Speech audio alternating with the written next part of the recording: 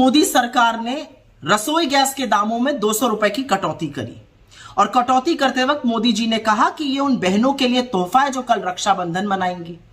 लेकिन असलियत यह है कि इसके लिए मोदी सरकार को मजबूर कर दिया इंडिया ने, इंडिया के गठबंधन ने।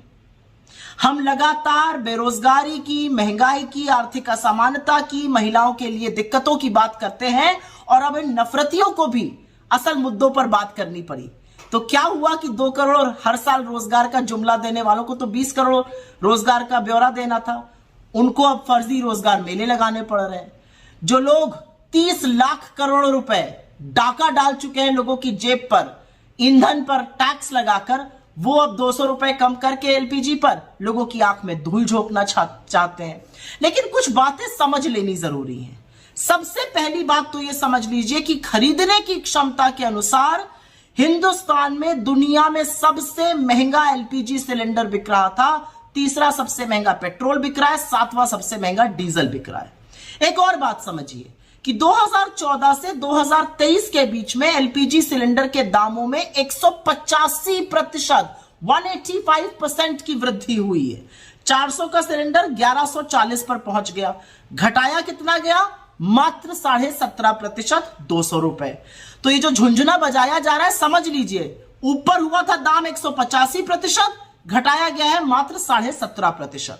ये हो गई पहली बात। अब दूसरी बात कर लेते हैं। हिंदुस्तान का जो लोकल एलपीजी सिलेंडर होता है, जो डोमेस्टिक एलपीजी सिलेंडर होता है, उसके दाम 2 चीजों पर निर्भर करते हैं। सऊदी अरामको के कॉन्ट्रैक्ट प्राइस या एलपीजी प्राइस समझ लीजिए उस पर, और डॉलर और रुपए के एक्सचेंज रेट पर। सऊदी अरामको का जो एलपीजी प्राइस था वो जनवरी 2014 में जब हमारी सरकार थी तब $1010 प्रति मेट्रिक टन था। लेकिन जनवरी 2023 में एग्जैक्टली 9 साल बाद उसका दाम $590 प्रति मेट्रिक टन हो गया, मतलब ऑलमोस्ट आधा। लेकिन दाम एलपीजी सिलेंडर का 185% ऊपर पहुंच गया था।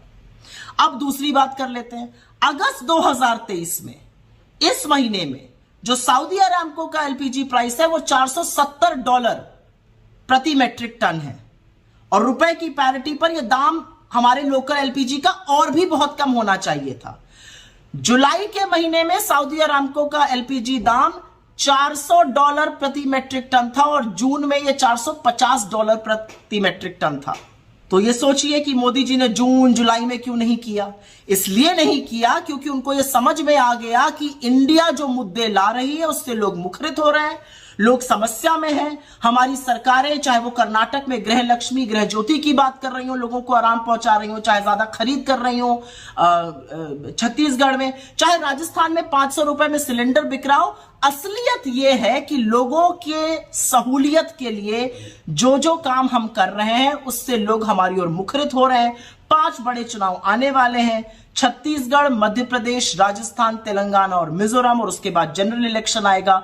जिन लोगों ने 9.5 साल आपकी महंगाई के लिए टोह नहीं ली, आपकी जेबों पर डाका डाला, अब वो 200 रुपए कम करके झुंझुना बजा रहे हैं। लेकिन आज सवाल पूछने का दिन है और सवाल यह पूछना चाहिए कि आखिरकार आपने इतना आतंक दामों पर क्यों मचाया हुआ था। और चलन चुंबक मीडिया से मेरा एक सवाल है, जब दाम 400 से 1140 हो गए तो महानुभावों कितने शो किए आपने जो 200 रुपए कम करने पर कर रहे हैं? क्योंकि याद रखिएगा, दाम ऊपर गए हैं 185%, नीचे आए हैं सिर्फ 17.5%।